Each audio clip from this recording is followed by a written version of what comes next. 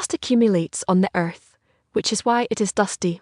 Headingley has revealed that Rishabh Pant has broken the Indian record for most Test centuries by scoring a century in the first innings of the current Test match against England, beating Mahendra Singh Dhoni. Pant scored 134 runs from 178 balls, taking 12 wickets and 6 sixes, his 7th century, and scored his second 100 in just 44 tests. The third England century scored by Pant was also a standout achievement. No other wicket-keeper has ever scored as many centuries in India, except for Pant, who scored his own century. This is the most Test innings in which Pant has scored in any of the other 6 innings played by batsmen of host team in England. The second highest number of Tests playing a Test century by an Indian batsman is also recorded in the country. Pant's 134 runs are the second highest score of any Headley wicket-keeper, with Johnny Bairstow of England having scored 140 in 2016, and also reaching 133 in Newbury Park. Mansur is the preferred location for Congress Meeting 2083,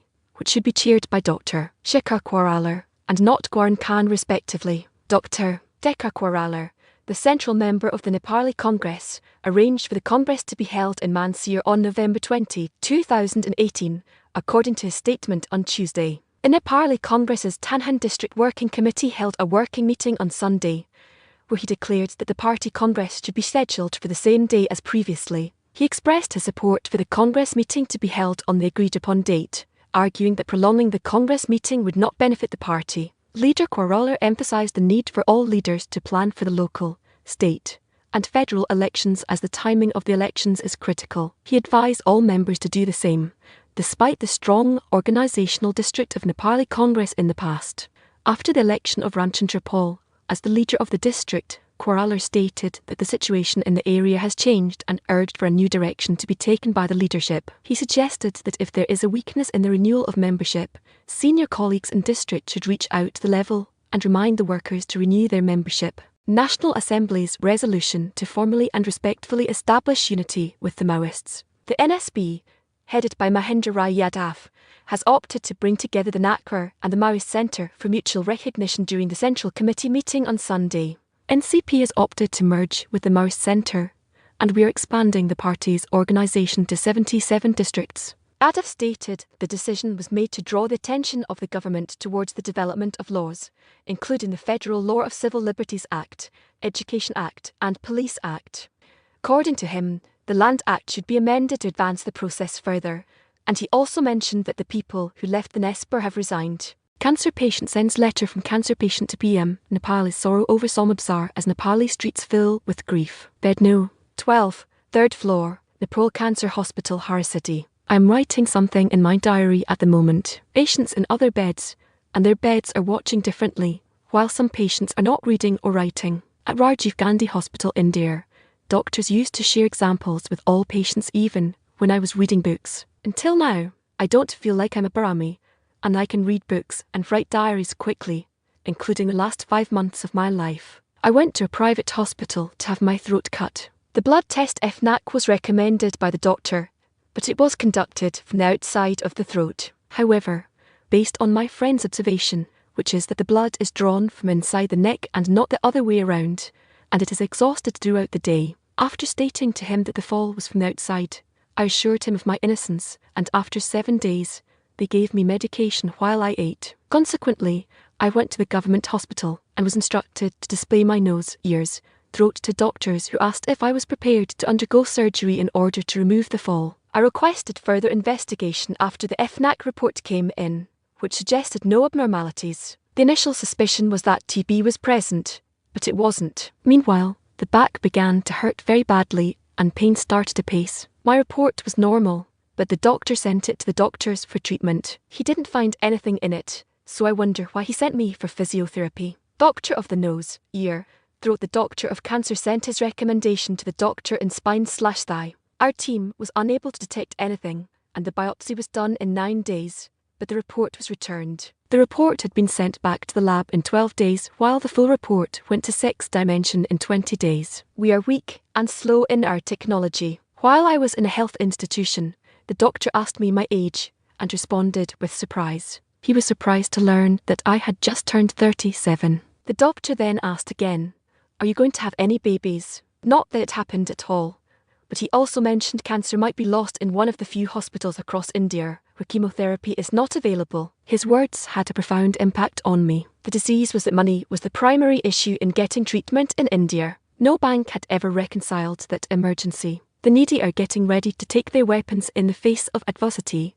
And it's no surprise that those who are sick are living longer than they had anticipated, and those without money. The day after my birthday on February 14th, the tickets were shipped, and they were still in their package. Ram Hari Rimal, a friend of Nepal Airlines, suggested me to try to get to the airport and meet him there. I was advised against going abroad, and it felt like a trip to India or medical treatment abroad. Those who have been diagnosed with disease and are being treated in foreign countries, even those who cannot afford to go abroad, are selling their homes and aiding others. Despite being from a very poor family with hardly any money, living in Kathmandu, I had little knowledge about cancer and even didn't have sex witnesses to it. I was certain that I would die of cancer while still living there, and I continued to read about the events surrounding my death when the doctor sent me home. Initially, it was believed that spending millions of dollars on treatment in large international hospitals would be excessive, and that what would happen if a minor injury, despite normal fever, were to develop cancer while being admitted to the hospital. I suggested to my wife that she take a neck test, but she didn't hesitate to call me back, and I told her to do whatever it takes, which she did just once before speaking. I was so upset that I spoke softer and went to the bathroom. Googled symptoms related to TB and cancer, which I found around 11:30 p.m. When I looked up information on the symptoms, the doctor exclaimed, "Wow, that's just too young for this at such a young age." The words sounded as though I was about to die. Everyone in my circle, family, loved ones, colleagues, acquaintances, and friends seemed to be thinking of me all the time. The experience of hearing about someone else's death and feeling like your own death is approaching is becoming very different. It is very frightening to think that you will die in a matter of days. The Prime Minister of the Jews, like me, you too are facing death, and as we all know that we are living in a new life, you may even be aware of how terrifying it can be to think that death is near. I communicated with my father about my demise and my longings for the deceased, as well as a message to everyone in the family, including the mother, father, wife, children, and all those who were present.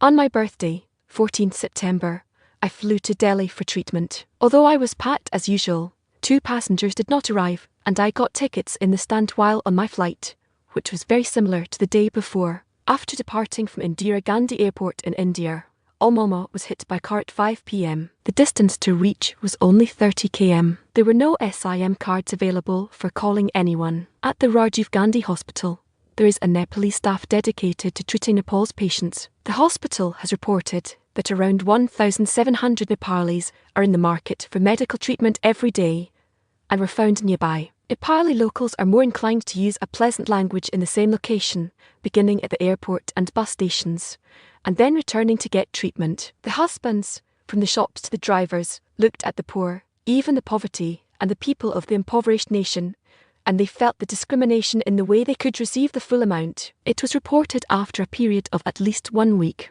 Nepal's universal language identifies patients, doctors, nurses, physicians, and other professionals as all-rounders. Given that a stomach scan will cost Rs 10,000 and Nepali total is Rs 16,000, why is it worth paying Rs 70k for the same procedure in Nepal? The stomach scan report in India takes 2 hours and takes 7 days.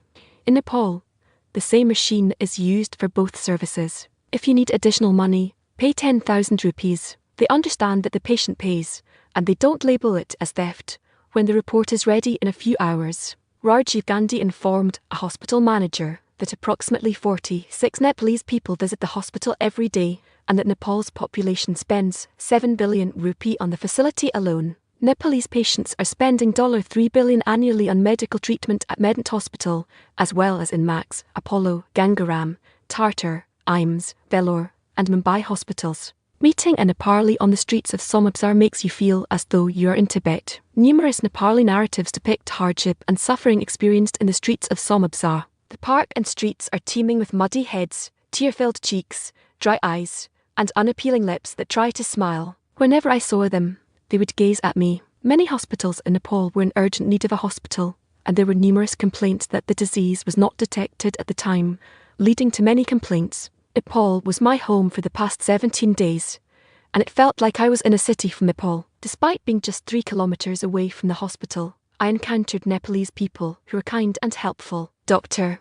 Dinesh Birani informed me that I had come back to Nepal to treat the disease after being diagnosed in India. He explained that the economic situation was the reason for coming back, not because of my own involvement in the problem. Nevertheless, he claimed to be a student who attended PG school and later went to see Boarley doctor. I went out of my comfort zone because the government is providing $1 million to cancer patients and they want to spend it privately. My visit to Delhi was accompanied by questions about his name, but he didn't give me an accurate answer. He suggested going to a private place instead. Nepal's government reports that cancer is affecting 1 in 1,000 individuals, but this figure is only applicable to those receiving medical attention. Numerous individuals are in precarious health. Despite living in the capital and having no personal issues, I'm still under the care of an institution. The office where I work guarantees me that I can treat myself to the best of my abilities. I explored various solutions on Google and AI.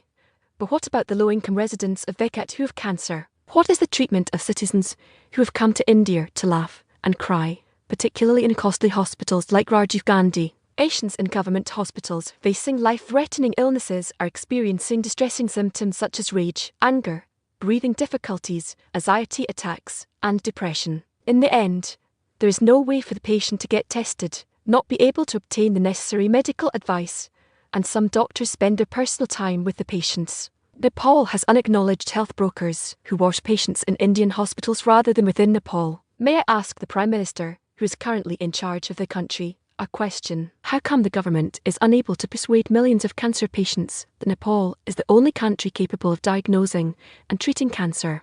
In Nepal, there are hospitals where doctors can be found, but why do they have to travel to India for cancer diagnosis and treatment? There has been a significant amount of money spent on this recently, and patients are experiencing relief. After battling a difficult illness such as cancer and possessing his riches, is it my destiny to be the last person standing in Nepal? I sent a letter to my family stating that I was incapable of handling things, and I departed from the office to India for medical treatment. Ensure that cancer is treated and not curtailed in Nepal by creating an environment. This will alleviate the suffering of many Nepalese people who are weeping and spending billions of dollars to find a cure. I have a request. Whenever someone greets me, I am encouraged by their confidence, ability to treat me well, and guidance.